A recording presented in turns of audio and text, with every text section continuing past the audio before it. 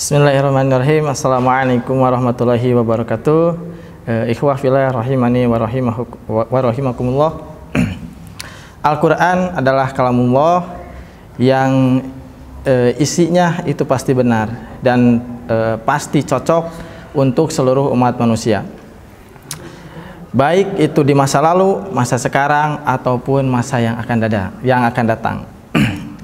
Kebenaran Al-Quran, keluar biasaannya Al-Quran, dan kehebatannya Al-Quran adalah terletak pada diksi yang terkandung di dalam Al-Quran itu sendiri, dari kemudian kata-kata dan kemudian makna-makna yang terkandung di dalamnya, yang kemudian bisa menjelaskan segala sesuatu perkara, segala sesuatu masalah dengan detail. Inilah yang menjadi kemudian kehebatan Al-Quran.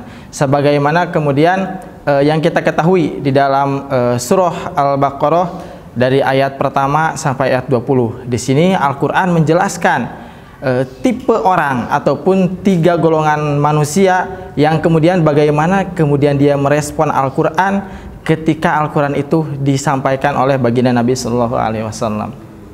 Sebagaimana kemudian kita ketika membaca sebuah buku, di dalam buku biasanya di dalam kata pengantar penulis itu menyampaikan kisi-kisi ataupun rambu-rambu.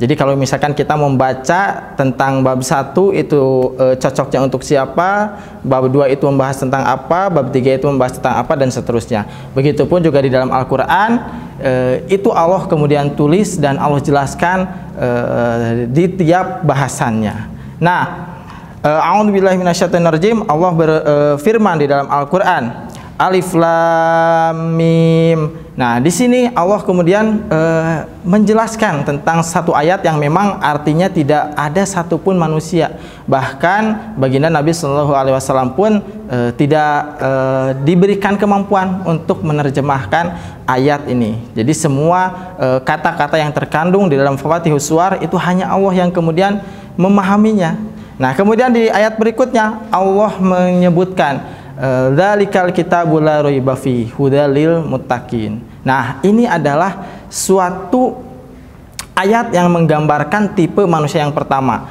yakni pada kitab ini ataupun pada Al-Quran ini tidak ada keraguan sedikit pun, gitu ya, petunjuk bagi orang-orang yang bertakwa. Nah, maka ayat kedua ini sampai nanti itu di ayat kelima itu menjelaskan Allah itu sedang menggambarkan bagaimana kemudian respon ataupun reaksi dari manusia golongan pertama, yakni orang-orang yang beriman, orang-orang yang bertakwa. Nah, sebagaimana kemudian dilanjutkan di dalam ayatnya yang ketiga, alladzina yu'minuna bil ghaibi wa yuqimunas shalah wa mimma razaqnahum yunfikun. Nah, siapakah mereka? Yakni orang beriman, orang yang bertakwa adalah mereka yang kemudian mengerjakan sholat, yang kemudian menunaikan zakat, dan yang beriman atau yang percaya kepada hal-hal yang gaib, yang apa-apa telah disampaikan di dalam Al-Quran itu sendiri.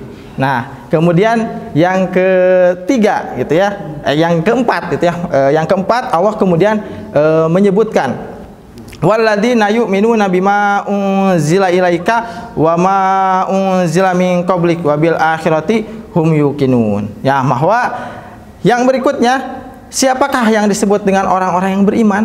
Orang-orang yang bertakwa adalah mereka yang kemudian beriman kepada Al-Quran yang diturunkan kepada baginda Nabi Shallallahu Alaihi Wasallam, dan mereka juga adalah orang-orang yang kemudian percaya dan iman kepada kitab-kitab yang diturunkan kepada nabi-nabi sebelum Rasulullah Shallallahu Alaihi Wasallam. Nah, inilah adalah orang-orang yang dikatakan orang yang beriman, dan kemudian ditutup dengan ayat yang kelima,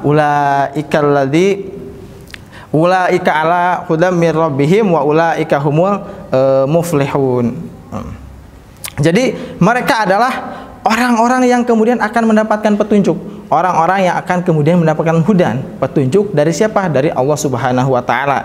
Dan merekalah orang-orang yang kemudian akan menjadi golongan orang-orang yang beruntung, baik itu nanti di dunia ataupun beruntung di akhirat, ya. Nah, jadi ketika Al-Quran disampaikan, ketika Al-Quran dibacakan kepada manusia, reaksi daripada manusia itu berbeda. Dan reaksi yang pertama dari golongan manusia ini adalah golongan orang-orang yang beriman. Kemudian di ayat berikutnya, di ayat ke-6, Allah Subhanahu wa taala berfirman, "Innal ladzina kafaru sawaun 'alaihim a'andzartahum am lam tundirhum la yu'minun."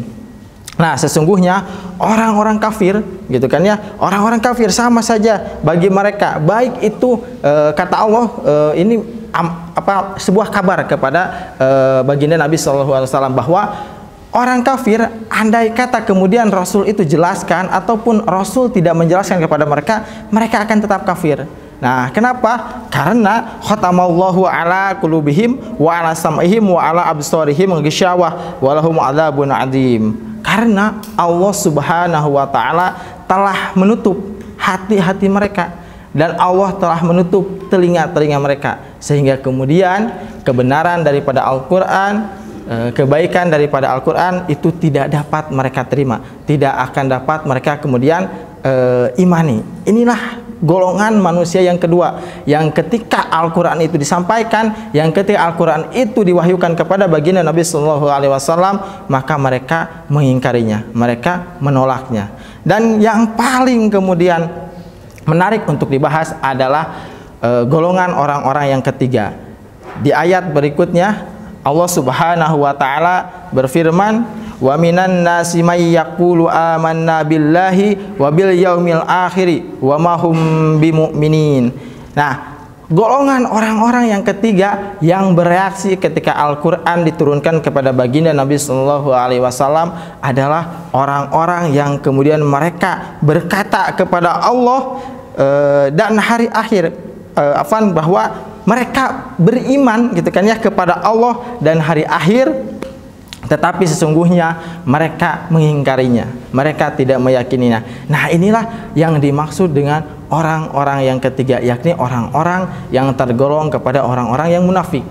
Nah, berikutnya di ayat yang selanjutnya Allah kemudian menggambarkan kembali karakter daripada orang yang ketiga. Yukhadi'unallaha walladzina amanu wa ma yakhda'una illa anfusahum wa ma yash'urun.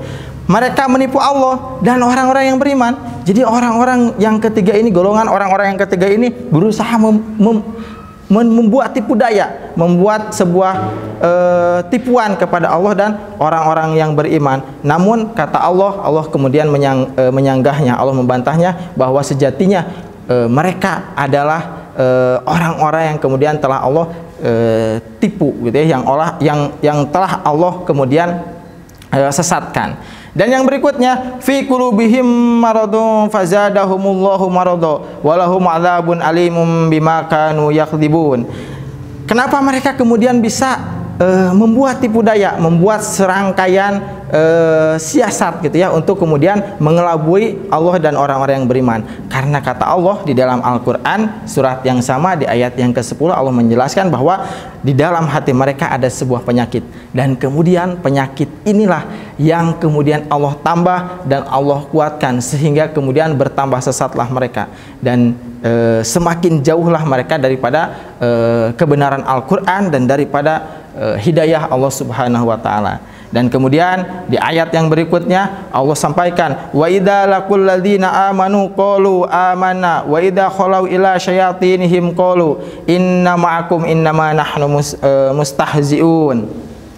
Dan kemudian apabila kemudian kita berjumpa kepada mereka, mereka berkata bahwa kami telah beriman kepada Allah, kami telah beriman kepada Rasulullah, kami telah beriman kepada hari akhir. Padahal sejatinya mereka ketika mereka telah kembali kepada orang-orang yang sama frekuensinya dengan mereka, kepada golongan orang-orang yang sama kemudian pemikiran dan rasa dengkinya bersama mereka, maka mereka kemudian berkata, sesungguhnya aku adalah bagian daripada engkau, aku adalah bagian daripada kalian, dan aku telah membuat sebuah kebohongan, setelah membuat sebuah kekeliruan di hadapan orang-orang muslim dan kemudian Allah Subhanahu wa taala.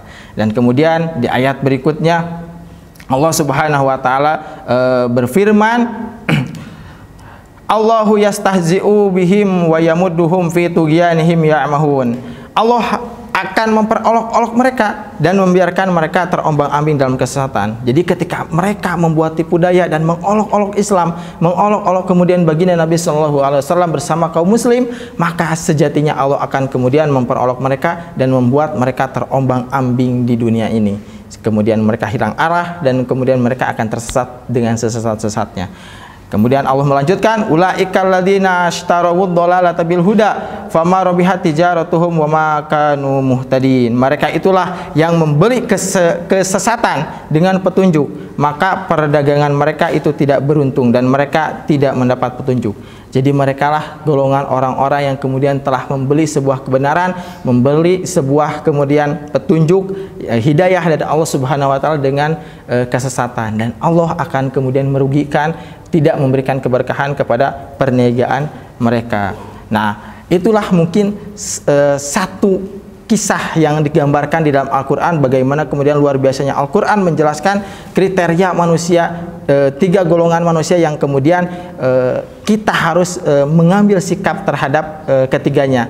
5 ayat pertama atau 4 ayat pertama ketika kita kurangi dengan Fafatihus Suwar, itu adalah gambaran orang-orang yang beriman. Dan yang kedua, 2 ayat berikutnya, ayat ke-6 dan ayat ke-7, itu gambaran daripada orang-orang yang kemudian kafir.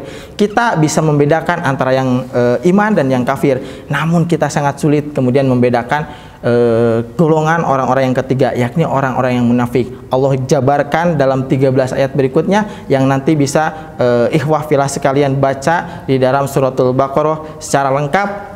Namun pada intinya kita jangan sampai kemudian tergolong kepada orang-orang yang munafik. Lalu bagaimana kemudian kita agar bisa terhindar kepada golongan orang-orang yang munafik ini?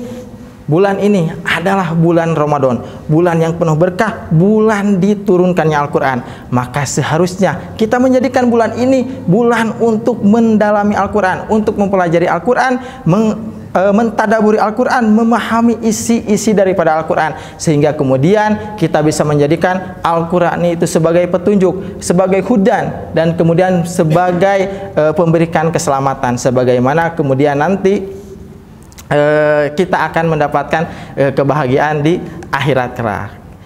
Segitu mungkin yang bisa disampaikan, mudah-mudahan ada manfaatnya. Wassalamualaikum warahmatullahi wabarakatuh.